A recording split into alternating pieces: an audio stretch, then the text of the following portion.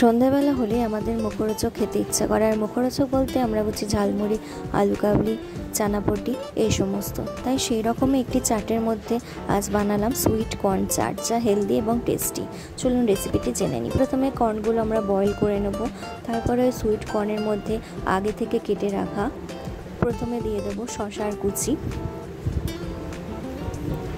তারপরে দিয়ে দেবো টমেটো কুচি,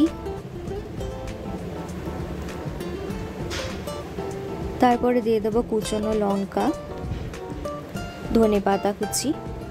এবার চাটটাকে একটু স্পাইসি বানানোর জন্য দিয়ে দেবো ভাজা মশলা, যার মধ্যে ছিল গোটা ধনে, গোটা জিরে আর গোটা শুকনো লঙ্কার একটি গুঁড়ো।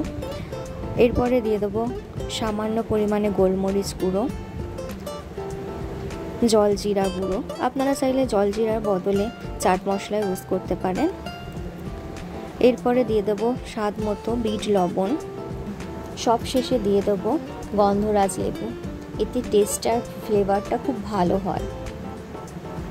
এবার সব কিছু ভালো করে মিশিয়ে নিলেই তৈরি হয়ে যাবে আজকে আমাদের healthy and tasty sweet corn chaat. যদি আপনাদের রেসিপিটা ভালো লেগে থাকে তাহলে লাইক করবেন, শেয়ার করবেন। ভালো থাকবেন, সুস্থ থাকবেন। ধন্যবাদ।